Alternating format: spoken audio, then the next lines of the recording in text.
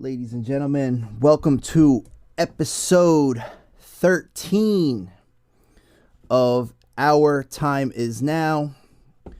We are going to do a special segment for Wrestling with Time number 3 right now in dedication to the legend, to the man, the myth, who is already a legend in his own right, but had so much more potential to give to this industry. And I'm wearing my Wyatt family, Bray Wyatt fedora, in memory of this man, the great exalted one, Brodie Lee. He was breaking through potential.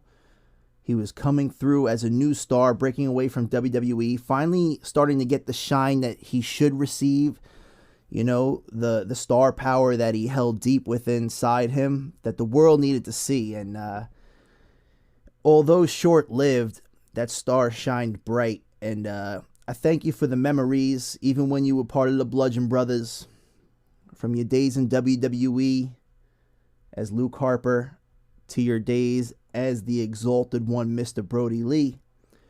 This is for you, my friend.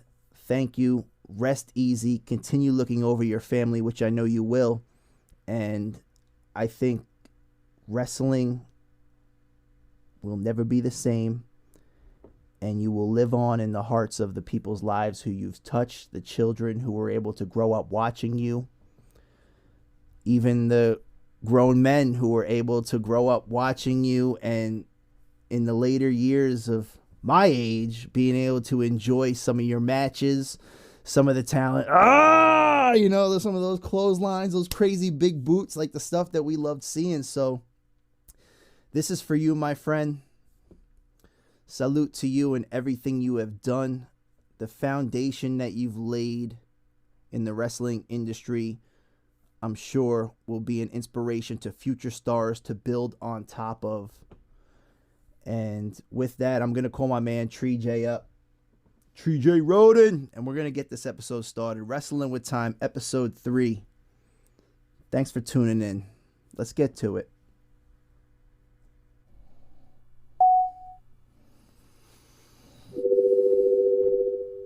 That's a different ring.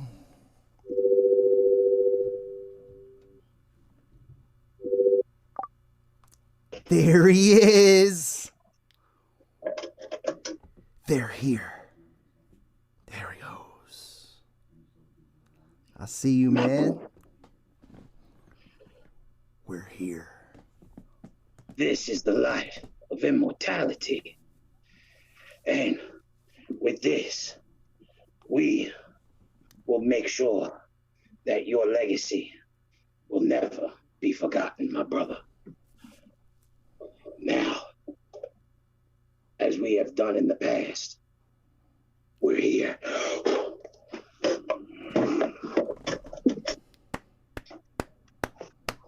Great shit, kid.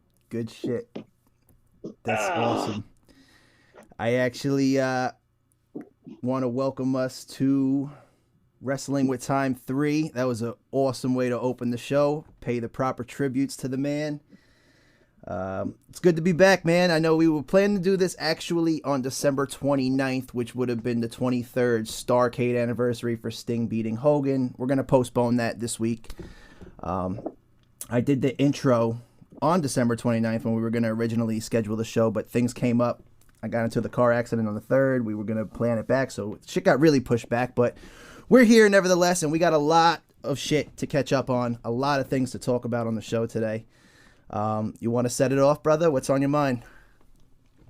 Well, today's episode is also a remembrance episode of John Huber. If nobody knows who he is the late Luke Harper and Brodie Lee from AEW. He recently had pretty much, from what I'm getting, he was having like a really bad asthma attack. He had really bad lungs. Don't know if it was COVID-19 yet. They still haven't given a full report on it yet, but they're saying that he might have had like a really bad asthma attack. He had bad like breathing problems with his lungs. That's, even though that's like almost 2 weeks old now, it's still really big news. And last night there was a big change to TNA, or Impact Wrestling, for however you want to call it. But the Bullet Club is now in Impact Wrestling with AEW World Champion Anderson and Luke Gallows on his side. The Bullet Club has now invaded Impact Wrestling. Yeah, man. Welcome to the news. Well, I saw them actually. I mean, they were in AEW. They've been making appearances there recently, and I think AEW is open to the factor of collaboration with other promotions where WWE keeps it strictly in-house. But they might start to have to break out of that element to continue to prosper and grow. Who knows? But I think it's beautiful to be able to not be confined to one label per se. I'm just surprised that Tony Khan is actually going ahead with working with other companies, because I remember when AEW was first forming about like a year ago, Tony Khan was very iffy on doing stuff with other promotions, and other promotions were the same way. They were very iffy on working with AEW. Certain superstars like Dean Ambrose, who's now known as Jon Moxley on AEW, he goes to New Japan Pro Wrestling. It's in his contract. He doesn't, he's contracted to AEW, but in his contract, he's allowed to go to do different areas and, make extra money for wherever he wants. But it's surprising to me that AEW is now allowing their superstars to go to another televised wrestling business in the United States. So are we looking at a new invasion of let's just be quite honest, AEW has grown tremendously. Told you, man. It's grown tremendously. I knew it was going to happen. Their talent's phenomenal. It's still considered a B+ show, and from where it started last year or 2 years ago, depending on how you really look at it, people say that AEW started with the in-house shows and all that. I look at it as television. Yeah. When you guys are now on TV, Jim Cornette would say Jim Cornette was never really big on the television thing. He ran his thing the way he thought he had to do it. Television's good for the publicity, get your name out and do the whole thing. But when it comes to it, television's really the way is where you make your start, and if you can keep going from there. So they have done tremendously well. I give them that. They have the best people in production, and the funny part is most of the people that work for AEW are former WWE employees. Well, dude, there was never another way to go. Production. It was monopolized. There was never another place you were able to go and be successful. And like you said, even though it's a B+ or whatever show, I feel they really got the momentum rolling, especially this year, being everything was shut down. They're still going strong. They got their home base. I don't know if you saw that show, the Brodie Lee tribute show that they did, bro, but I think that was one of the greatest performances I've ever seen, as a display of artwork and your passion in your craft put on. Everybody went above and beyond that show, bro. It was just ridiculous action, high impact, risking it all, and -1 was there in the front row. His birthday show is actually this Wednesday coming up. So I have a feeling that's going to be one hell of a show also, bro. They're putting on quite the clinic. The industry can learn from these guys. Well, when you got people like JR and Chris Jericho and the guys from New Japan Pro Wrestling, let's not sell any of these guys short here. Back in the early 2000s, AJ Styles tried out for WWE. He didn't make it. So he went to NWA Wrestling, which was still doing, bingo halls. Yeah, dude, I saw AJ Styles with Carvano when they came to Sports Plus and Samoa Joe, and it was ROH. Mick Foley was there signing autographs and shit. Ring of Honor, and we were like 3rd, 4th row, bro, and let me tell you, that was a hell of a show. I didn't even know who the fuck both of them were at that time, and Carvano's putting me onto the knowledge, bro, these are TNA wrestlers. I was like, what? I don't even know what TNA is. It took AJ Styles 13 years to get to the WWE. He was in a televised heat match in 2003, and then he didn't debut until 2016. Like Kenny Omega. Not a lot of people know this. Kenny Omega used to be a WWE superstar. He used to be a developmental star for FCW and also OVW, Ohio Championship Wrestling, which was run by Jim Cornette. Mm-hmm. I don't like Jim. Jim, if you're watching this, go fuck yourself. Anyway, Kenny Omega never made it to the WWE. Never did, because he didn't like the style and he had to adapt to a different style. Kenny Omega is from Canada. He's from the same area as Jericho, probably. He's from the same area as pretty much like Kevin Owens, Sami Zayn, Chris Jericho. You know, Winnipeg area. Yeah, Winnipeg, Toronto, pretty much, you know, like the big cities of Canada. Yeah. Is, you know, where they grew up. Wherever they got their training in proper. Big cities, usually more than small cities. So Kenny Omega used to be a WWE developmental star. Never made it because he couldn't adapt to the style. He went to New Japan and he became a legend in the business. When I first heard of Kenny Omega, it was around 2014.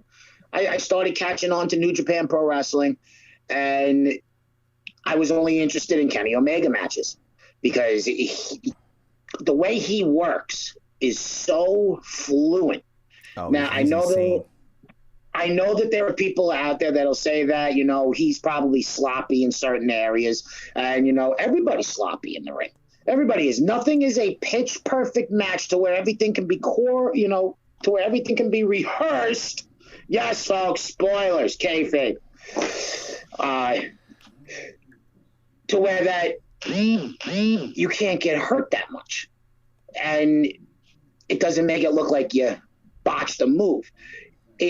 I've heard people say that, you know, when Kenny Omega does his flying elbows and he does his flying kicks and everything, you know, he's sloppily doing everything. I don't believe that. Yeah. The guy, you incorporate your style to make it work the way you want it to work. Almost like Drunken Master style, bro. Like back in playing Tekken and shit, you know, though, like. How about this? Triple H. He is insane. Can't wrestle for his fucking life. He cannot wrestle for his life. I love the game. He's a great character. Yeah, he is. As a wrestler, yes, he's went through the hardest stuff that there is. But, you know, when it comes to the game, I don't have the best promos. So, sue me. I could care less. I'm giving you my thoughts as Jim Cornette would give you his thoughts, and you could fuck off and go. You don't have a pot to piss in and a window to throw it at him. I'm not gonna lie. I did tune into Raw this week for the first time in probably over 6 months, 8 months. I don't know, a year. It's been forever since I've watched Raw or SmackDown or any WWE event because on Wednesday nights I'm a strictly all elite guy. And I haven't even watched an episode of NXT yet. I know I've been meaning to tune in, but if I want to watch NXT, it means I have to miss AEW, and I'm an AEW guy. So they should have went NXT on Thursday if they wanted me to fucking watch it. But just my opinion. But I did tune into Raw because I saw Triple H was making a return, and he started to feud with Randy a little bit. And I was like, okay, bringing back the little evolution element. I like it, Randy. I like it a lot. And I figure that's one legend. It's one legend Randy's got to kill, even though he already did beat the game before. I feel like if Triple H is going to go out, even though Triple H, he ain't going to go out like that. Randy Orton has beaten Triple H 3 times in single matches. Yeah, I know. Didn't he beat him for the title? And 2 of them a couple times are at WrestleMania. Mm-hmm. Who did Randy beat for SummerSlam or whatever it was, 04, when he became the youngest champion? Was it Benoit? Yes, he pinned. Hey, you can't say that word. We can get thrown off of certain platforms. No, I'm joking. Benoit, I love Benoit. I mean, it was horrible what he did. I think we've discussed it before, but yeah, I know it's horrible what happened. But I mean, I can't take away the memories that he gave me as a kid growing up watching him. And here's a good memory. You know, I'm just saying, like 24 years ago yesterday, or was it 21 years ago yesterday? I don't remember. It's probably 22, anywhere between 21 to 23 years ago yesterday. Chris Benoit won the WCW World Heavyweight Championship on live television. 4 Horsemen, Chris Benoit. Yes. Yeah. Yep. the first time that Chris Benoit actually won the World Heavyweight title. That was I just remember when he won it. 23 years ago yesterday. I remember when he was at WrestleMania 20 and he won the title and Eddie was champion, or Eddie had slipped the boot on Kurt that time, and they came in the ring and hugged, bro, and that was awesome seeing these two guys who came from WCW to rise up the ranks in WWE and who were once part of the opposition are now leading the company. That was the whole storyline of the that was the whole. It's funny how you're saying that. That was the whole storyline to WrestleMania 20. It was supposed to be a feel-good moment that these are going to be the next two big stars in the business to carry the business for the next 10, 15 years. Yeah. And it was a comeuppance story because they came from a brand that didn't like them. When did Eddie die? 06, bro? And they had to take their lickings and their rankings and made it all the way up. Yeah, when did Eddie die? 06? Eddie was 06, he passed away? 05. 05. Oh, Benoit was 06. Benoit was a year after. Chris Benoit was June 24th, 2007. Okay, so it was 2 years. That's crazy, though. Two guys, pinnacle of their prime of their career, and then just a few short years later, both gone. Chris Benoit was supposed to wrestle CM Punk for the ECW World Heavyweight Championship at ECW, I believe it was One Night Stand. Yes, ECW's One Night Stand, and it was for the vacant ECW title. And originally, it was supposed to be that Chris Benoit was going to go over CM Punk, and they were going to have a 4-month feud to where that Benoit was going to drop the title to Punk, and then Punk was going to carry the business until the business faded out, and then he was going to jump right into the main title picture on Monday Night Raw. That was the original plan, and then Chris Benoit was going to start doing his own stuff. If you see the Jericho and the Susan documentary about Chris Benoit and everything, the girl Sue, that's Nancy's sister. Mm-hmm. Watch the podcast from Talk is Jericho with her. Yeah. Her name's Sandy. I'm sorry. She talks about that when Chris was supposed to stop in-ring competition, he was supposed to start his own training school and start training the next 2 or 3 generations of wrestlers. Yeah. Would have been. And then he was, and the WWE already had a plan for him. From when he was done out of the ring, they wanted him to be the coach, the actual training coach, on who now Matt Bloom, who is known as Prince Albert, A-Train, and working at the Performance Center. Yeah. Speaking of CM Punk, I don't know if you saw the article or the read up on it, but he actually did a great thing for Mr. Brodie Lee. He donated the month's proceeds of his T-shirt sales to go help benefit the family, which I think is awesome. I didn't realize they were that close like that. I missed out a lot on the CM Punk era, as I've explained to you on the show before, but let me tell you something. You want Attitude Era? Go watch 2011 to 2014. That is pretty much Attitude Era. Just watch all the CM Punk shit. Yeah. That to me, wrestling got me captivated again. I was like, oh my God, we're actually going to have a fun time. He was dope. And for 3 years, he produced and produced and produced, and then they just kept fucking him and fucking him and fucking him. The real reason why that he left was because the main thing that really got him pissed off was that after holding the WWE title for 434 days. Yeah. Vince McMahon wanted him to drop it to The Rock at the Royal Rumble. And The Rock was just a one-stop shop pony at that time. Like, I'm coming back from Hollywood real quick. Vince said, I'll owe you one. After The Rock and Cena have their feud, you can feud with John Cena and win the title back after the first month of the pay-per-view. We just want to we just want to produce for their match. Yeah. Even though that if you're going to have John Cena versus The Rock in a rematch the year later, you really need the WWE title. Well, to me, it heightens it, bro. It heightens it for the kids. The way that they do WrestleMania, the way that they've been doing WrestleMania and the shows, I mean, like, you can even go back then from like 2007 to about 2015. It was like a 22-year-old was playing general manager mode on live television, fucking with everybody because they were rewriting the show at the last second. That's my honest opinion. It feels like somebody was playing live general manager mode, making everything up as they go. I used to hate that shit, bro, live general manager mode. That shit was so hard. I'd make the illest matches, fucking have titles on the line, I'd still get like a 2 rating. I'm like, what the fuck is this, bro? It was so hard, that shit. It takes a lot of patience. I have SmackDown versus Raw 2006, SmackDown versus Raw 2007, 08, 09, all on for the PlayStation 2, and I love the games. General manager mode is my favorite. Really? I hated that shit. General manager mode is the shit. You just got to know. The way to make it go fast and to make sure everything goes as easy as possible. You want to keep backing out of the screen if the computer chooses first. If the computer chooses first, keep backing out of the screen until you can choose the first one. Oh, for the draft? Yes. Now, the 4 main people that you want to grab. Brock Lesnar. Is the under... No, from 06 to 08, Brock Lesnar was not in the games.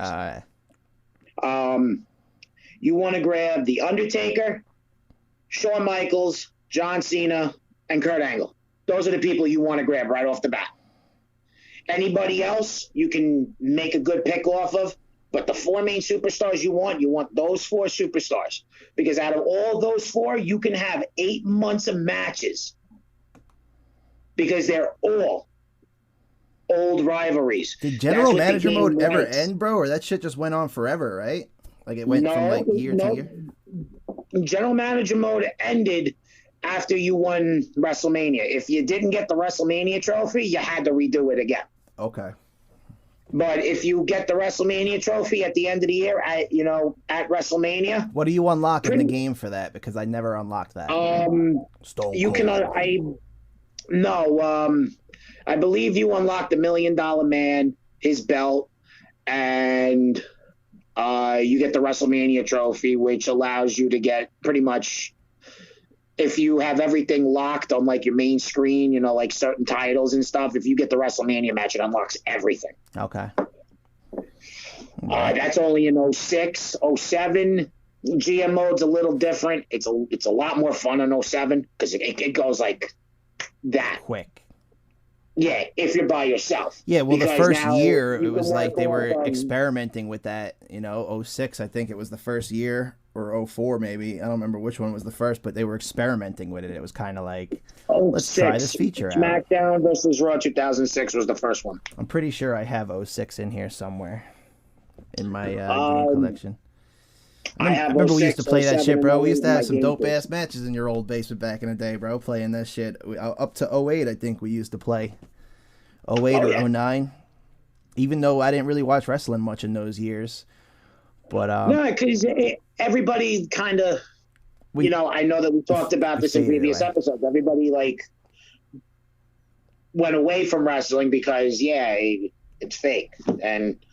yeah, but you know what? What pisses me off, dude? We don't even know are gone. Are here, and where's Kurt Angle? Where's all the other people that people grew up with? Yeah, it's entertainment, and once I Triple. That's why I tuned in to Raw the other day. Triple H, Randy Orton. I'm like, I grew up watching these guys. I know it's a hell of a show, but most of the people I grew up watching aren't there anymore. So it's kind of like, But to me, watching Triple H versus Randy Orton is like watching John Cena versus Randy Orton. You've seen them all. Yeah. But I mean, I haven't seen it in 10 years, so it's like I know Game is getting up there in age, so it's dope to just see him still step in there, do his thing. And do you know the only reason why he likes to do WrestleMania is so that he can come out on a bitchin' motorcycle with Stephanie behind him in hot fucking leathers and him wearing this fucking skeleton thing with 6 chicks around a throne coming out of the ground. Yeah. His entrance at WrestleMania alone is $250,000. Yeah. That's a lot of money just for a fucking entrance. Well, actually we haven't caught up in a long time because I don't even think we had an episode where we were able to discuss the return of the icon Sting, bro. Sting is back in AEW now, and that was fucking awesome to see. And he signed a long-term contract, and right now he's kind of being like Darby Allin's little mentor per se, you know. He's like, I see some things are familiar, and he points to like the bleachers, and Darby's up there by himself, you know. And but here's the thing: it's weird how they're gonna do Sting's storyline. Now, he originally came in to back up Cody Rhodes because Dusty was, you know, Sting's good friend in WCW and everything. So that's one thing. He's paying respect to his father by taking care of his son. Yeah.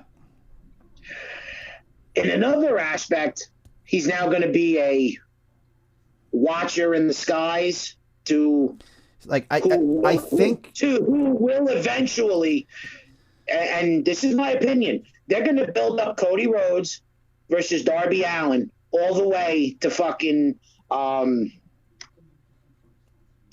or Nothing 2, Electric Boogaloo. So, and that's going to be for the world title. I'm thinking, bro, I'm thinking he's going to be more of an enforcer for AEW than a wrestler talent, you know? They are going to build that up to where that Sting's going to have to be the special guest referee, and then Sting's going to turn on Cody Rhodes. You think so? And if that happens, it's a WWE move, and I called it first.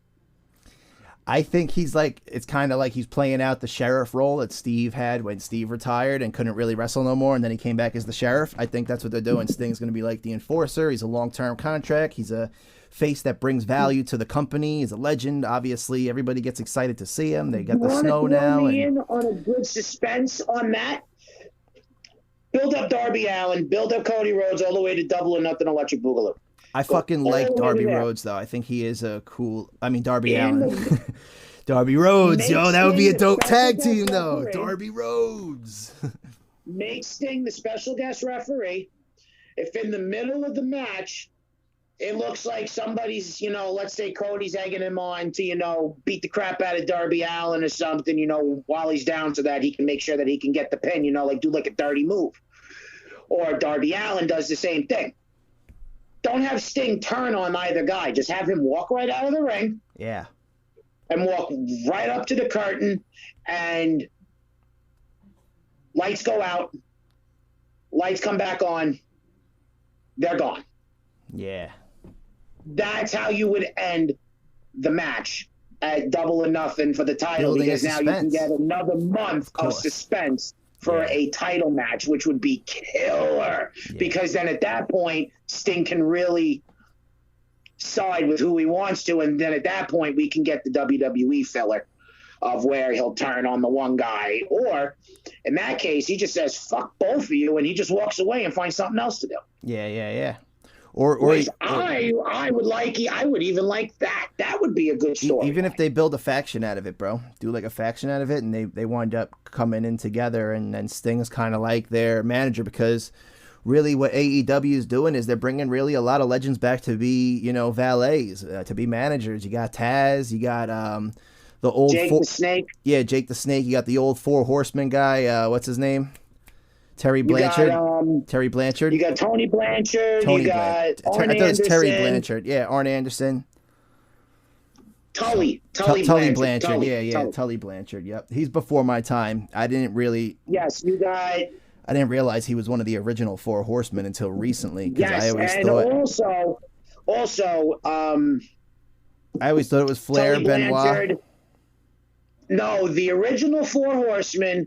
Arn Anderson, Flair, AA, Flair, Double A, Tully Blanchard, and Greg the Hammer Valentine. Really, Hammer Valentine? Okay.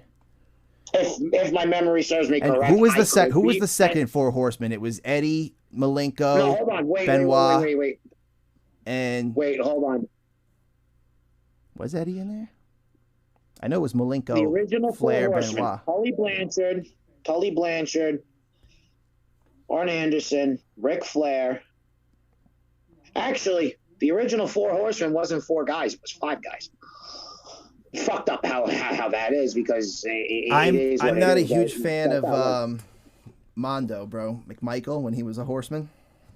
I was watching like, a lot of dude, WCW according things. to what everybody says, Mike Mondo is a fucking cool dude outside the ring. Nothing against him outside the ring. Wasn't a personal fan of him fitting in the whole four horseman picture. He was a former football player. Like I just don't like. I don't think he was like in the business as much. Like Eddie and Benoit, Malenko, these guys were born in their blood. They came up with it. Bam Bam Bigelow was a former football player. He did just fine. Yeah, but he wasn't a horseman. No, it's true, but I'm talking about fitting in the horseman picture. I'm not talking about as a talent, as a cool guy. I heard a lot of people say he botched a lot of shit. I never really watched him enough to know. I just didn't think he fit into that four horseman picture when he came later on as like a filler. When it was like Flair, maybe Benoit, and then him, he was one of them with Malenko, possibly. Well, in the 80s, there was the original Four Horsemen. In the 90s, Ric Flair redid the Horsemen because Tully Blanchard, Arn Anderson were in the WWE. They were known as the Brainbusters in the WWE. They were WWE Tag Team Champions, I think, in 1990 and 91 and 2. Yeah. They were the Tag Team Champions. That's actually the team of Scott Dawson and what's the other guy's name? Oh my God, it's so bad that they're gone. I can't remember their names. Bro, the timeline is so shifted in my mind because there was so much that we watched growing up over the years.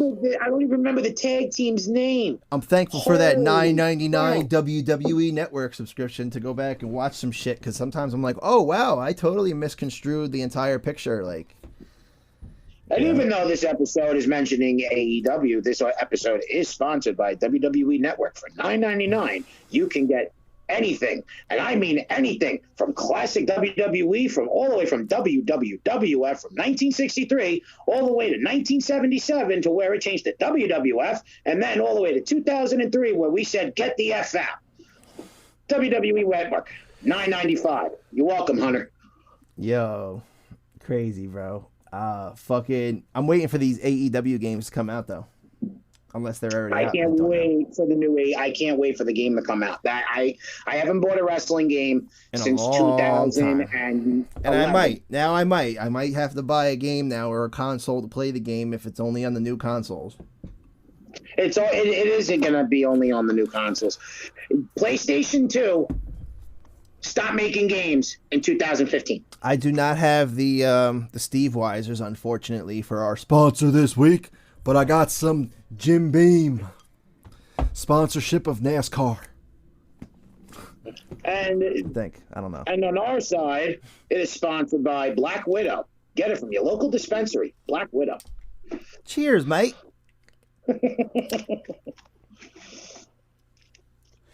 Sponsored by Home Road. Grow it in your backyard.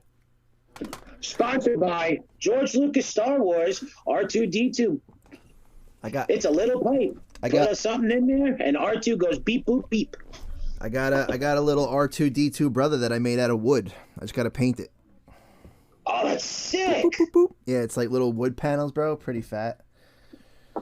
There was a couple of these my job had. That's fucking dope. I like that. Yeah, bro. It's wood, and I don't know. It's very detailed though. So I mean, I know you can't really see, but like the painting on this bitch is gonna be tough.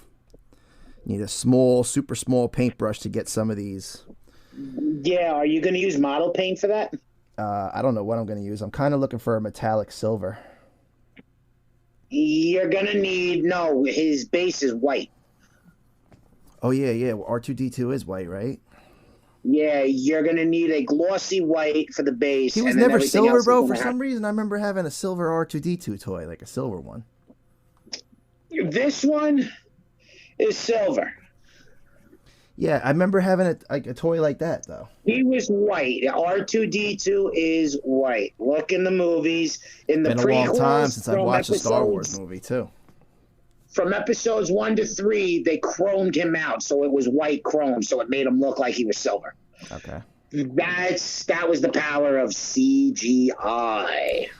Yeah, I started to watch the Star Wars recently. Like, not recently, but within the past 6 months or so, I'd say. And I got, I got past 1, 2, 3, or whatever. and then I started like 4, and then I watched it in the order that Google told me to watch it. So then like Solo came in there somewhere, and then the one with the girl, bro, not the last Skywalker, but the one with the chick, and I kind of lost interest after that. I was just like, I never finished up 5, 6. I know 7. this is the wrestling podcast. I'm gonna throw you some Star Wars knowledge. Episode 1, everybody hates. I actually happen to like episode 1, and I'll explain why. It's got Liam Neeson in it. Yeah. Okay? It's got Liam Neeson in it. It's the first Star Wars movie to have a black... And here's how fucked up our generation is. They want to say that J.J. Abrams was the one to put a black guy in Star Wars. Who's J.J. Abrams? As one of the main... the guy who's directing Star Wars right now. He's the new in Hollywood. He is now considerably determined to be the new Steven Spielberg, and most of Hollywood is saying that he is going to be the next Steven Spielberg because he worked under Steven Spielberg. Okay. Episode 1 was great. Had Liam Neeson in it. Released the Kraken. Taken, you know, I have a very particular set of skills. I do like Liam Neeson as an actor. For you would be a nightmare. He didn't come here yet. Yeah, Taker. Taken was. I said Taker. It's a wrestling podcast. Taker's on my mind, but Taken was definitely a good series. I liked those movies and the series. Taken was a good movie. But Taker. Liam Neeson was in that. But as I was saying, the new generation wants to say that there was no black people in Star Wars in the past. Billy D. Williams was a main star in episodes 5 and 6. Oh yeah, he played that guy with like the suit, the corporal or some shit. He played Lando Calrissian. Billy D. Williams played Lando Calrissian in Star Wars back in the 80s. Oh, okay. Mace Windu, who just happens to be known as Samuel L. Jackson, the only black guy in Hollywood that doesn't seem to age the older he gets. Yo, do you say Samuel L. Jackson or Samuel L. Jackson? Samuel L. Jackson. Samuel L. Jackson. That shit always confused me, bro. People say it different no matter where you go, and they're like, "What'd you just say?" And I'm like, "Samuel L. Jackson." They're like, "No, Samuel L. Jackson." I'm like, "No, maybe it's not Samuel L. Maybe it's just Samuel." Like the L is in there, Samuel L. Jackson. Nobody knew who the hell he was, and if you were to say one of the the most black famous guy faces from the Star Wars movies, from the black guy from 1999 to 2005 Star Wars movies, Mace Windu. Yeah. No, I mean he's legendary, bro. I mean Pulp Fiction, you know, he's always been around. Redemption, forever. All these movies. I love that motherfucker when he says it, bro. I'm like, that's power right there, bro. Snakes on a Plane. Yeah, Snakes on a Plane.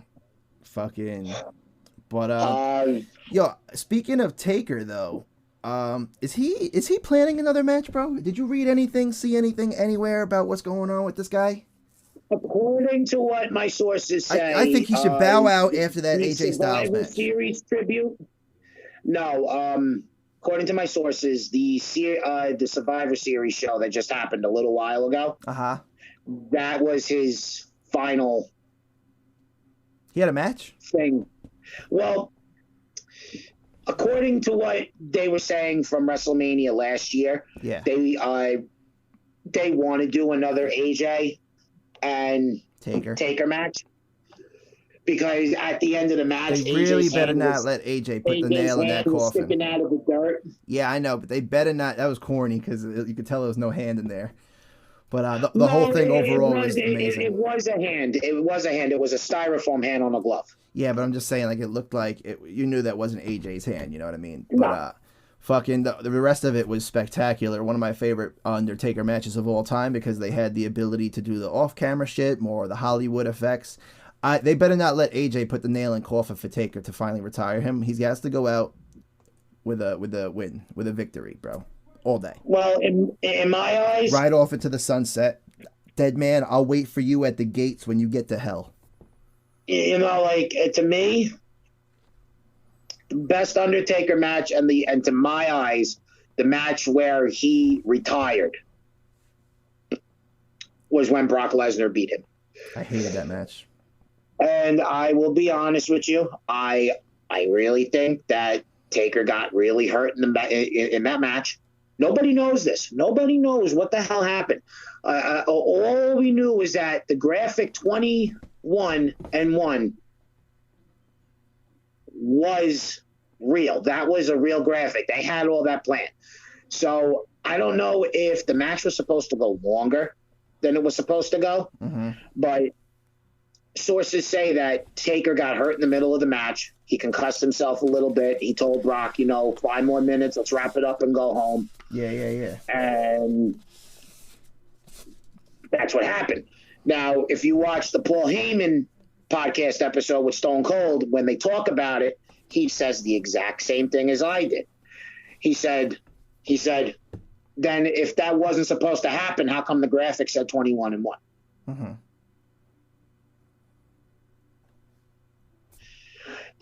That to me was when The Undertaker retired, because then he had to face the new form of himself in Bray Wyatt. He beat Bray Wyatt for his redemption match. Don't really count that. The real redemption match should have been Pisses me after off. Lesnar. Pisses me off that they let Brock beat Taker, because I would have much rather have liked to watch Bray Wyatt beat Taker, because ever since the fucking Wyatt family came into WWE, they reminded me of like the Ministry of Darkness in their weird, twisted, fucked up familial way. I originally, when the Wyatt family came out, I was a huge fan.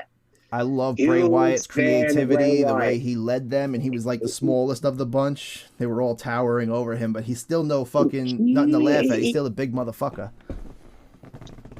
He knows how to hold a character very, very well. Yeah. Like, I think he could go to. He doesn't get enough shine, bro. He could be one of the greatest ever. Like, as far as gimmick, pumping and gimmick. The Fiend, in my eyes, creative as was fuck. better than The Undertaker. Yeah, The Fiend. It was scarier than The Undertaker. Growing especially up as a kid, I know I was scared of shit of Taker. Growing up as a kid, we had Purple Gloves Undertaker. Then, we had him transforming into the American Badass. Yeah. And then, he was the badass till like 2004, and then he came back. Dead man. But like half badass, but he's like the Undertaker. 20. WrestleMania 20, bro. I remember jumping up on my fucking couch watching that. He comes back with the regular fucking Biker Taker gloves, the fucking pants that Biker Taker wore, but then he wore Undertaker singlet. But I don't think the Fiend's better than Taker, because Taker is Taker, bro. I mean, not only has the guy been there for 20-something years, he was able to hold a familiar gimmick for close to as long. Now, there is something about the Fiend that has a very strange aura around him, which, to me, it's not going to go away, because whether WWE wants to believe it or not, all their success has not been off of Drew McIntyre's back, holding the WWE title. Drew McIntyre is good. Not gonna lie though, when Firefly Funhouse came out, some people were like, "What the fuck is this?" And that was my first initial thought, was "What the fuck is this?" But I watched it. I watched it and I was like, "I like this because this is Bray Wyatt." It reminded me of '90s wrestling. Yeah, like this is Bray Wyatt. He's fucked up in the head. And then the Fiend that you would do in the '90s that would end up having great violence coming out of it. Mm-hmm. That like. Bray Wyatt comes back. He does, originally he was Husky Harris. He goes back to developmental. He starts the Bray Wyatt gimmick. Then he debuts back on television as Bray Wyatt. Everybody loved it. At one point, they were going to make the Wyatt family unbeatable, like they did with the Shield, where the Shield was, undefeated for a certain amount of time until they got defeated. I would have loved to see that, because I was a super fan of the Wyatt family over the Shield, bro. I preferred the Wyatt family over the Shield. And they had some great matches, some great rivalries. When it comes to the Shield alone, Dean Ambrose, Jon Moxley, he's great. Seth Rollins, he has his moments where he's awesome. Yeah. I think he needs a little more work behind the mic, but I'm not one to talk. And Roman, think for 4 years, don't like Roman Reigns. Still right now, even though that he's playing the new Brock Lesnar and everything, and being the quiet guy and just kicking ass. I just think he has he has maybe charisma, or maybe he's shy, but I'm like, dude, like I get it, they want him to be the face because he's a pretty boy and shit, but no, the only reason why they want him to be the face. The only reason why they want him to be the face is because he's related to The Rock. Yeah, Rock's legacy. And two total different guys. I get it, that's his family, and Rock's got love for him, but you can never compare those two either in the ring as wrestling or performers. Nobody could sell like The Rock because he could be comedic with it, or he could fucking take it serious as shit. And nobody's going to touch him on the mic. There's very few that can ever touch The Rock on the mic. I honestly, I don't think nobody can really touch The Rock on the mic. Stone Cold was just a shit-talking fucking redneck SOB, so he got over, which also great as fuck, but The Rock was like that little, yeah, shut the fuck up, like, like little, like, sarcastic asshole. The Rock had the best comebacks. He was witty on the spot, bro, just popping up. Snap back at you real quick. King. Yeah, I mean, like, he's getting interviewed by some, get out of here, Lillian, or you want to come to the SmackDown Hotel with The Rock, check in to Know Your Role Boulevard, and have some of the people's strudel. Yeah, The Rock loves pie. The Rock loves pie, and I know Lillian loves apple strudel. Lillian, what kind of pie you cooking? You cooking apple pie, blueberry pie, peach pie. There's just nobody like The Rock, bro. I mean, like, I could watch his promos over and over again, go through YouTube, get lost in a Rock wormhole for fucking 5 hours, come back after watching a 60-hour compilation video of Rock's funniest moments, and it's hilarious. I can't. Politically, I don't know why he did what he did. He endorsed Joe Biden for president. And I was waiting for The Rock to run, bro. I really would like The Rock to run. 30 seconds later, after Dwayne The Rock Johnson says, I'm endorsing Joe Biden for president, he lost over 1.5 million Twitter followers. That's kitty shit followers, bro. I don't agree with you. No, fuck you, though. That says something, though. That people says something sheep. Like, like even the guy that you thought was like a really awesome guy and everything. Yeah, but people are sheep, bro. Like if you're gonna unfollow somebody because you don't agree politically, I think there's more growth than that in the world, bro. Like, we don't have to agree on everything. I'm not gonna be like, well, fuck you because you don't see things my way. It's baby shit. I still fuck with you. I'm still a fan of your work. I still want to, I would still love to work with you or whatever, It's just a matter of people, you're not always going to be on the same page. Sometimes you're not even going to be in the same fucking book. Never mind chapter. So, I mean, you can't always agree on everything, bro. You just got to kind of go with the flow. Be like, all right, agree to disagree, I even think that we've said this on a couple of episodes. But I'm just talking about Twitter in general. Like, it's so bullshit, like childish, that shit, bro. Censorship. Twitter. Yeah, that too. I know a lot of shit's going on. I know how it is. A lot of shit's going on, bro. But, like, when I was doing Explicit Thoughts years ago. We came here to talk about bullshit and wrestling. Let's not get too political. We're not getting political, but fucking Explicit Thoughts, bro. Like, when I started Explicit Thoughts movement, I had girls writing, like, explicit thoughts on their tits, this, that, the third, and Twitter was a cool place for it. I used to get mad responses. Now I definitely don't get no responses. I'm definitely on a bad list for whatever the fuck I did. I don't know. Hands up, don't shoot. Whatever I did, they just don't like me or something. I don't know. I set somebody's fuse off with a post one day. Might have offended them. Explicit thoughts, hashtag, motherfucker. Like, speaking my mind any time of day. Some things I don't even agree with. Some things I look back on 4 or 5 years ago and I go, wow, I've grown a lot since that day. I don't agree with that anymore. Or I see some light in it, but I'm like, I could have went about it different or some shit, but that's just me.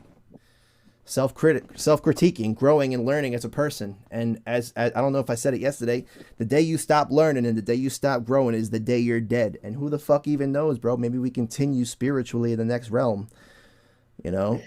Maybe we continue to grow and learn, or we're just floating through space and everything that we've learned in life is a recollection of till our spirit finds another vessel, another body to live upon. Are you one of those people that believe that the moon's hollow? I am. I don't know what the fuck I am, bro. I was thinking the other day, like, I was being more comedic, but I was telling my mom, like, you didn't know the Earth's flat? Like, the Earth is flat. If you drive past, like, over here by Russia or you go past Hawaii, you just fall off the fucking Earth. That's it. Like, how do we know, bro? How do we know we're not just this little thing in space? Like, space has, like, black holes and shit, though. I mean, like, are we just a floating rock? Nobody knows, man. The day I get up in a rocket ship myself and witness it with my own two fucking eyes, I don't know what the fuck's real. Oh no! Do not start telling me that the Earth is flat. I'm just saying. How do we know, bro? What if there's parallel universes out there? What if our Earth is round, but it's all stacked with like different universes that make it cyclical? Or okay. Now here's my biggest thing. I've been asking people this for weeks. This is a satellite right here, pointed up to the sky, sending messages out into space. Okay. Here's another satellite receiving anything that comes in from space, messages, electronic waves, whatever.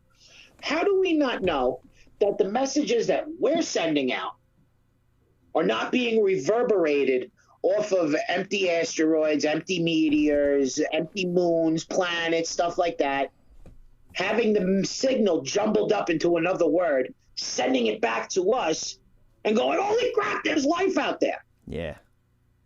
How do we not know that? I don't know, dude. I don't know if it's reverberating, but I do know that I can't say why I know, but I definitely know we are not the only things in the universe, man. No chance in fucking hell. Like, you want to talk about aliens? Maybe we're the fucking aliens on this planet because we got all different types of species. You got deers, fucking tigers, fucking elephants. Like, everything's a fucking animal to us, bro. I mean, an alien to us.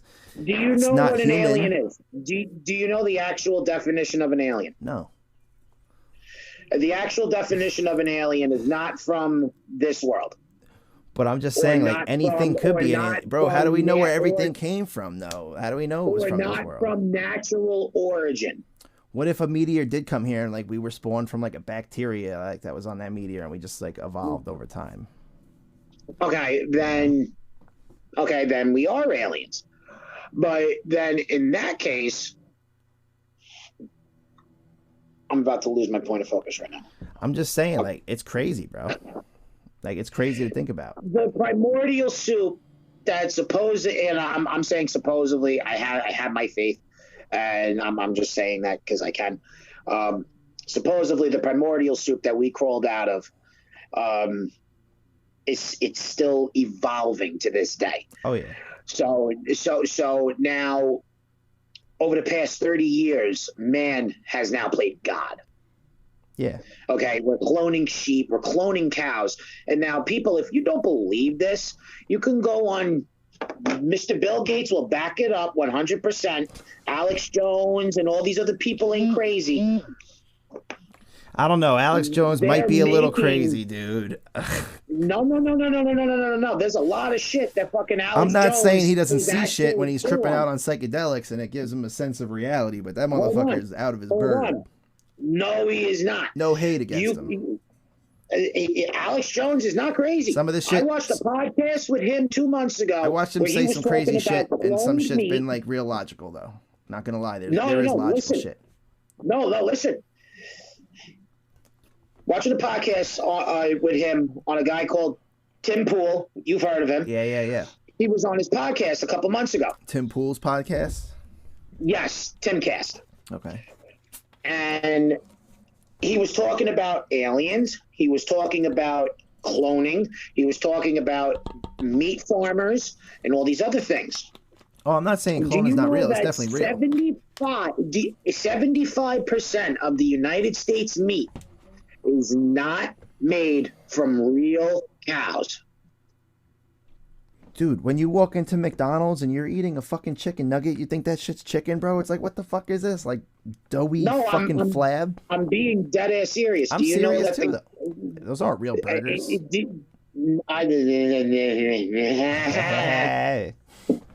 Go on, Mr. Bill Gates will back it up also. You can go on Microsoft, you can go on Google and find out cloned cows manufacturing. That's how most of the meat in the United States is being produced, because there is such a high demand for red meat Yeah. That they are cloning cows so fast that the cow fucking can be a full-grown cow in 2 years and be sent to the slaughterhouse. Yeah, bro. They're mass producing, Now, of course. Now Bro, we got 300 million Americans, bro. cows, You think we have room to feed every motherfucker that ever eat meat? They're trying to stop the cows from mating with each other because technically they're not natural-made cows. They're bioengineered cows that have been officially inseminated from a real cow. GMOs, kid. Genetically modified That's organisms. Real. Alex Jones proved that. Another thing, aliens. Now this comes back to aliens. Alex Jones is very good friends with Buzz Aldrin.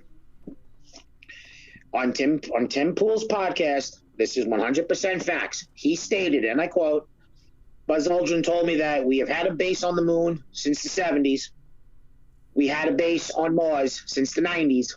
Oh yeah. And there's a base on one of the stationary asteroids around Venus's moon. Now in 2005, Buzz Aldrin told Alex Jones that the Indians are going to crash a satellite into one of the moons off of Venus, and they're going to find water there. That's how we're going to signal the aliens that we're ready for interstellar travel and all this. You guys are ready to come over here. Yeah. What the fuck happens in 2014, 7 years later? Boom! The Indians crash landed on that fucking moon, and they found water. Bro, there is definitely no way we're the only life out here in this world, bro. I mean, not this world, this universe, bro. If we have 10 other floating rocks flying around the sun, there's definitely something there. But the same way, like, if you take a drone all the way up in the air, we're a little speck, and we got mountains and trees and shit. Like, what's to say that their shit isn't microscopic? Like, you know, like, maybe, like, we land there and we're, like, fucking ice giants from, like, fucking Europe or whatever, like fucking the Vikings, the ice giants. We're like ice giants and we're stepping on Mars, but really there's like little microscopic organisms the same way we have here on Earth that like we're big blurs to them when they're looking at us. I just contradicted myself. I realized I just contradicted myself. No, but I'm just saying, like, if we're there and it's like little specks of sand, maybe there is life and they have little cities built, but we don't know, bro. Like, you know, like maybe we can't see it. There's more than meets the eye. Transformers, kid. Yeah, more than meets the eye. Yeah. What the fuck you got back there, bro? What is that? A Trump flag with a fucking tank? That is Trump on a tank version 2. You got the American Eagle on You said one version side. 2, bro? There's a version 1? Yes, there is. It's just Trump on a tank with the world heavyweight title. Yo, but what's he got? He's got the eagle on there. It's got the eagle. It's got his own tank that's personally customized in gold, and it says Trump all the way around it, running over one of the fucking government vehicles. He's got the world title on. He's got a pot of gold. Got the world title on there? Sword. Yes, he has the WWF world title. What the fuck? Where'd you get that? WWF.com? Vince is making some money off Trumper? No, I got this off AmericanAsFuck.com. I was going to say, Mick Foley got on Twitter recently and he said, kick this sorry son of a bitch out of our Hall of Fame, Vince, or something. Yeah, well, I didn't realize he was in the celebrity wing. I said, that'll never happen, though. They're good buddies. They're good billionaire buddies. I don't know. Vince is thinking of doing it because he's about to get hammered big time by Andrew Yang. Yeah, bro. I'm waiting for Yang to come in office. Yang for New York City, bro. I wish I lived there and I could go vote. You got Mike Pence in the back, and then you got about like 15 flags on the damn tank. And in the back in the corner, if you can see it right there, there's a spaceship, and that's Space Force. Let me. Oh yeah, I forgot he was trying to do that silly shit. I remember him saying, "We're gonna start a Space Force." I have a question, bro. He did? That's crazy. The Space Force is real. Oh, all right. I didn't know. Maybe you know more than I do about this because you keep up with it. The Space Force is a legitimate branch of the United States military and Air Force. I have something to say, though, and maybe you know better than I. I don't really watch it. I'm sick of politics. I'm sick of the division and shit that it causes. I'm caught up 24/7. I know. So, did Mike Pence go around on him? I was reading articles somewhere he was the Brutus to The Trump campaign. The Brutus. The one that holds the knife. Yeah, he was the Brutus to our Julius Caesar. No, what ends up happening is the Constitution today is read out by lawyers. So it's what the lawyers think of what the Constitution is, determines what the powers of the vice president has. So I'll give you two instances where in the Constitution it is totally legal. Hold up, kid. 1 second. We went over our time? Yeah, I'm just going to restart. Hold up. Says there's not That's all right. Said there's not. My phone started to die and I had to get the charger wire. All right. Well, it's not going to let me record anything right now because it says, I don't know. I don't know, man. I'm trying. My phone's frozen on the fucking home screen. It's being gay. Yeah, bro, for sure. And gay in a good way, not as in racism or anything. Nah, bro, like shit, like when we used to be in middle school, talk about that shit. All right, so Yeah. I'm just gonna throw a screenshot up for this portion of the shit, I guess, because it won't let me record anymore. My phone has no memory on it. I was trying to clear out memory today. I deleted every fucking app off my phone, from fucking Facebook to Snapchat, all the ones that take 6 gigabytes up, and you know what? I don't know. But continue what you were saying. You talk about the Constitution or some shit. The Constitution clearly states in two ways that the vice president has total power when it comes down to the Electoral College. Yeah, that always confused me. In good example, in 1800, Thomas Jefferson was the vice president of the United States, and he was running for president. And he was running, I believe, against John Adams. And he invoked the vice presidential power, which allows him to overrule the House and the Congress and pretty much say either we're going to count the votes or we're throwing this election out and it's going to be a contingent election. I'll talk about that in a minute. What Thomas Jefferson did was he used his full power as vice president to throw out the election, and since he was running, and you got to remember this at this time, this was the first election since George Washington, so everybody wanted George Washington as president. That was a no-brainer. They actually asked him to be president almost, they offered him to run again a third time. And he said no, because then we don't want the presidency to look like a totalitarian state. Yeah, like a kingship, what we got away from. Yes, exactly. So so they never set the rules for how long a president can run until FDR. No, Theodore Roosevelt. Sorry, Teddy Roosevelt. Big stick policy himself, Mr. Big Stick. Exactly. He was the guy who enforced the two-term presidential limit, with the special case of if you're over a certain age, you can run one more time for president as long as you were in office, and it's either you got to be a high age or you got to be dying. High age or dying?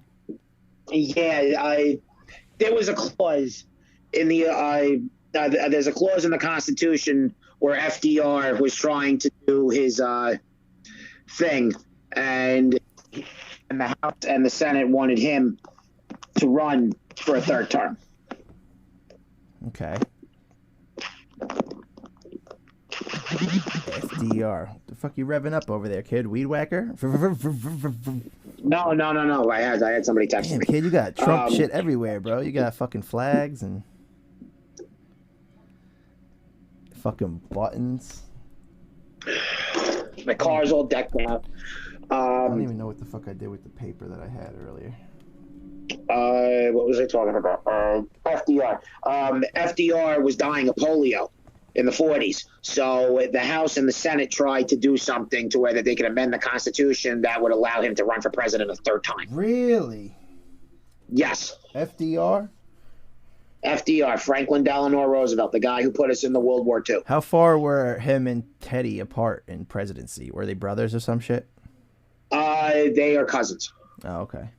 Now that shows you Teddy power. is the oldest. That shows you power in politics, bro. By like, oh well, I was president, then my cousin was president. Like, oh okay.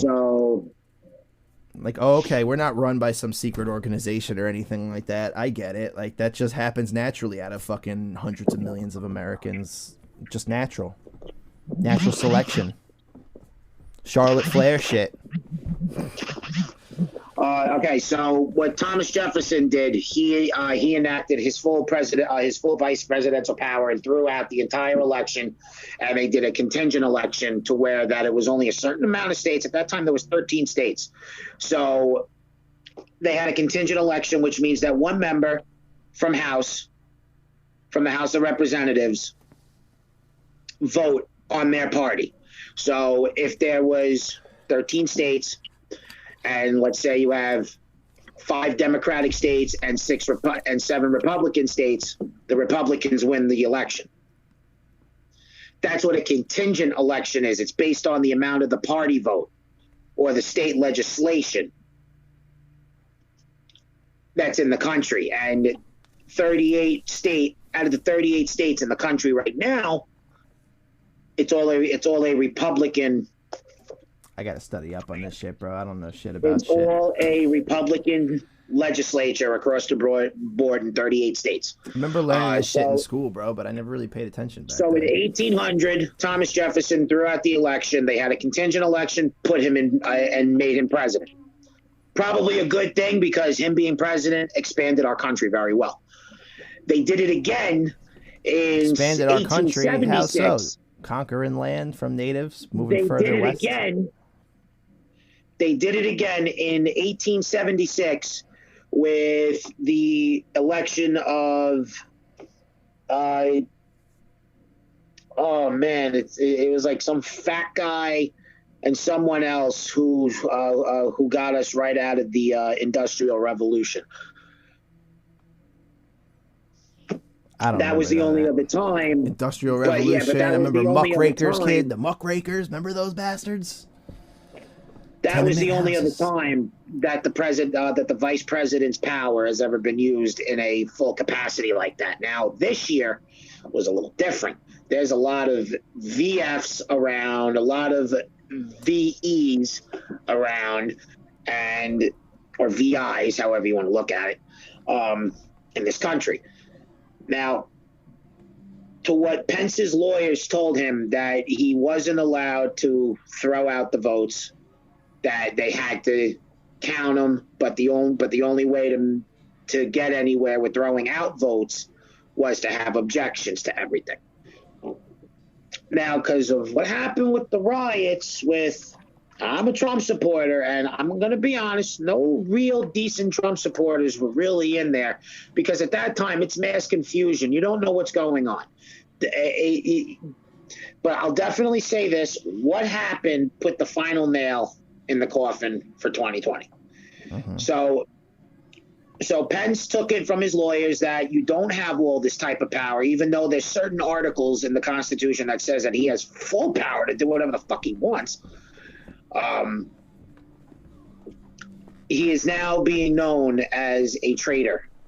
Yeah, bro, that's what I'm saying. That's what I've been seeing places, is that he was the Brutus. Pence is, to me, Mike Pence is now a traitor. We now know exactly who he's working for. In my eyes, he's working for the devil.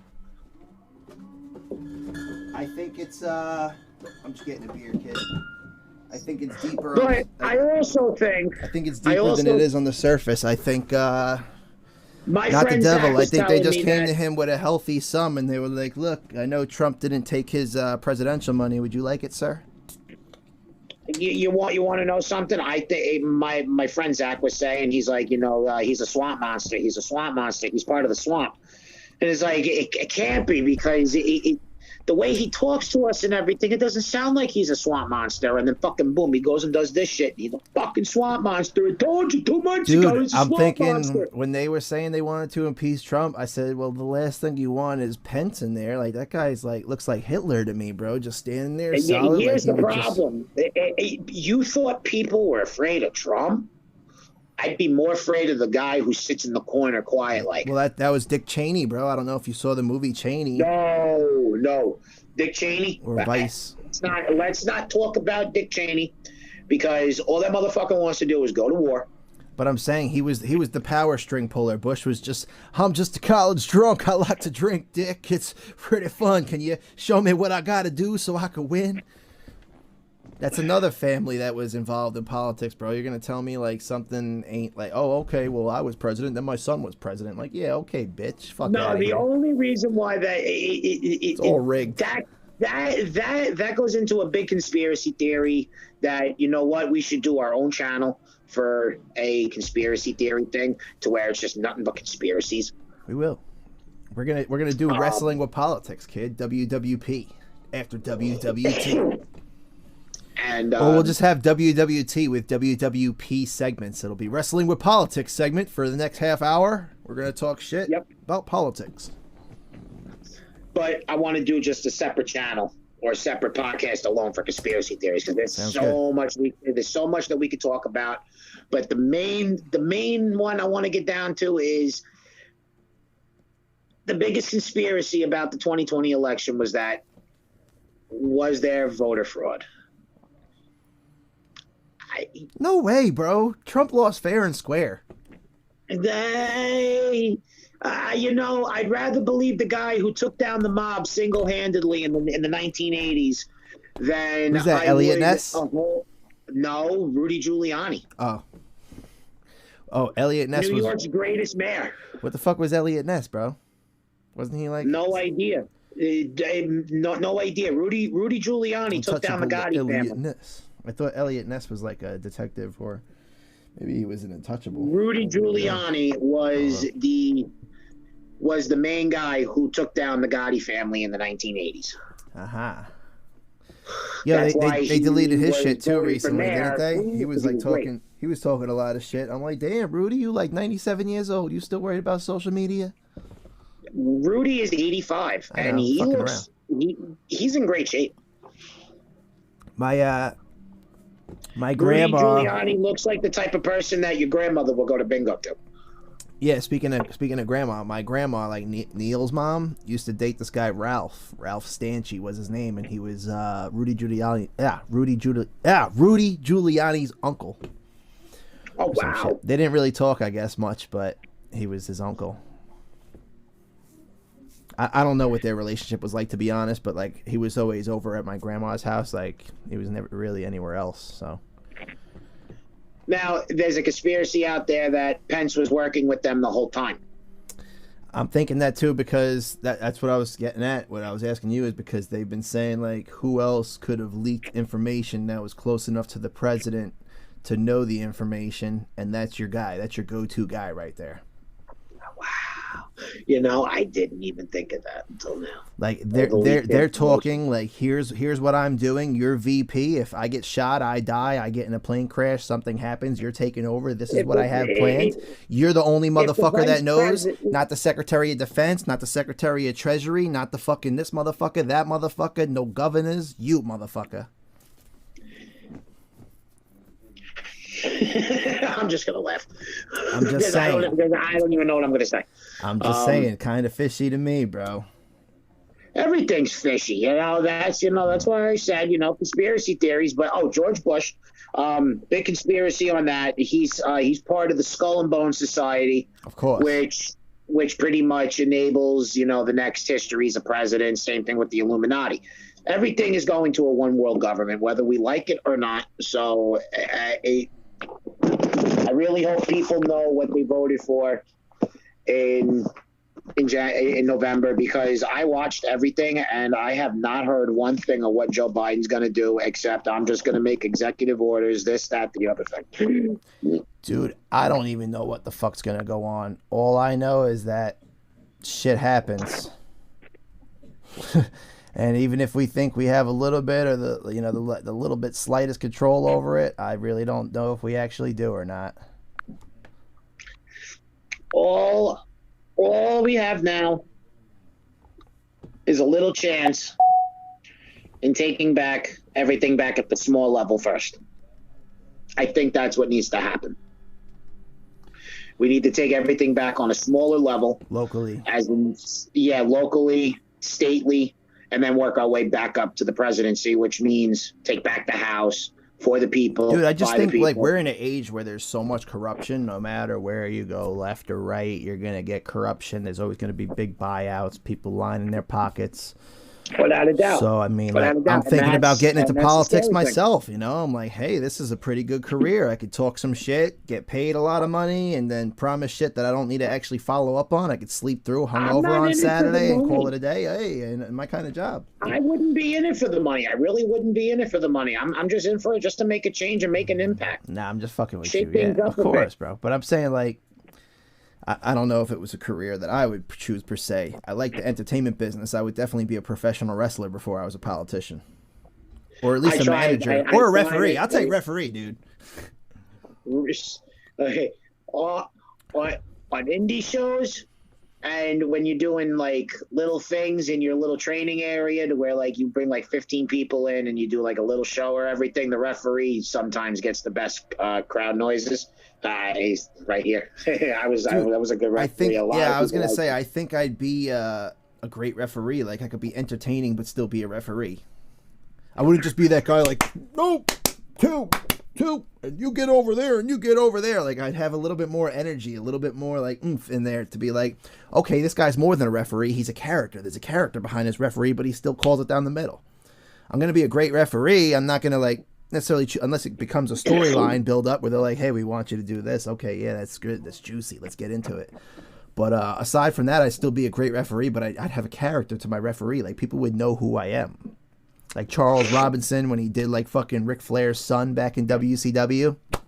Yeah, classic Charles shit. Robinson, like Nature Boy Jr. Classic shit, you know, like it gave him a character, a sense of character, and that's what made him legendary. Scott Armstrong, Theodore Long, Nick Patrick, yeah, also another one that came from the referee scene, which I just realized. Long used to be a referee. I know, dude. I was watching a pay-per-view recently, and I was like, "Yo, that's Teddy Long." Like, what the fuck? But he used to be a referee in WCW. How crazy is that? Nick he was also a SmackDown referee at one point. Excuse me, before he became Teddy Long. I'm guessing. No, he was SmackDown referee. Then he became Rodney Mack's Rodney Mack's manager. And then when Rodney Mack left the WWE, Teddy Long took his theme song and made it popular, and Teddy Long became the fun-loving grandpa, general manager of SmackDown. And he had a pretty good career, bro. Teddy Long. Shout out to Teddy Long, man. He was an entertaining motherfucker, bro. He was jiving. Holla, holla, holla. Yeah, man. Like he could bring fucking entertainment to the show, man. Teddy Long was. He is a very entertaining person, and there is nobody like him. And it's now we're gonna make a tag team match, but also, he was known for his tag team matches. He loved tag team matches. Also, I think Nick Patrick was another referee that also kind of stuck with me. Nick Patrick was a good referee. There was a guy who just left the WWE, and he was there since the beginning of the Attitude Era. Just left a few months ago. Earl Hebner. Earl Hebner's another one that's been around, though, you know, since... Earl Hebner, if I believe correctly, if my memory serves me right, Earl Hebner refereed one of Hulk Hogan's, I think, second or third title matches for the WWF title where he won it. Yeah. And then WWE started doing storylines with referees because Earl Hebner had a twin brother named Dave. Yeah, I think we dove into this episode 1. Episode 2, you were talking about the good old Bella switcheroo and if he actually lost, or do we know if it was Dave? We went into that conspiracy theory on one of the episodes. But that was the first form. That was the first use of twin magic, and it was back in the 80s. I don't know, man. That's been a classic definitely throughout the history of wrestling. But we got a lot in on this show, bro. We went from wrestling, a little bit of politics, slam back to wrestling, mixed with the politics, fucking. Got a little bit of movie genres. We're definitely gonna have to come back and do that fucking that Starcade '97, the return of Sting when he came back as you know, the man we all love now, the Sting with the face paint, black and white, Crow character Sting. And we're definitely going to discuss that entire pay-per-view in entirety. I already got my notes ready. We were going to do it this week, but like you said, you know, let's just kick it to a little bit of a tribute, just talk some wrestling shit, not really go with a theme, just kind of go with the flow, ride the waves. Pretty much today's episode of Wrestling with Time was a check the news type of thing and just hang out, relax, mellow out. Featuring the Roadstar Rodin, your daily wrestling encyclopedia, conspiracy theorist, politician, possibly in the future, / entertainer. And for anybody who is still listening, we will be coming out with T-shirt ideas. Oh, yes, there will be T-shirts coming out soon for 100%. Wrestling with Time. Make sure that you are able to get your first ever Wrestling with Politics Time T-shirt with Joe Biden, Trump, and Joe Rogan on a new episode called Factor or Fear. Once the T-shirt is made, we'll make sure to get it out to everybody. Shit's gonna be fire, bro. Shit's gonna be fire. Cause as you know, I'm fucking with Biden, bro. You know, like I believe in making America great again. I think you were telling me the other day that you want to make America fun again. Oh, we're making America fun again, motherfucker, for sure, bro. We're gonna finally get back out. Gonna have nightclubs. Going out, hooking up with random broads, drinking beers in public places, man. Freedom's coming back, brother. I'm going to start walking in that shit like I'm Eddie Guerrero, bro. Doing the cha-cha, strutting and cutting like, woo! Flair, nature boy, bro. I'm going to bang everything in sight that's got tits and legs because I'm so fucking horny from being pent up for a goddamn year. I'm going to be out there like a fucking animal again. It's going to be Fred Durst. You want to fuck me like an animal. You're damn right I do. All right, guys. You guys, everybody out there, I hope you had a fun night tonight enjoying this. Yo, we'll be back, bro. We'll be back doing the Starcade 97. And that shit's going to be a hit. And I will catch everybody later. Sounds good, buddy. I'll catch you later. We're signing off. Wrestling with Time. Wrestling with Time. Catch you next week. You got it, man.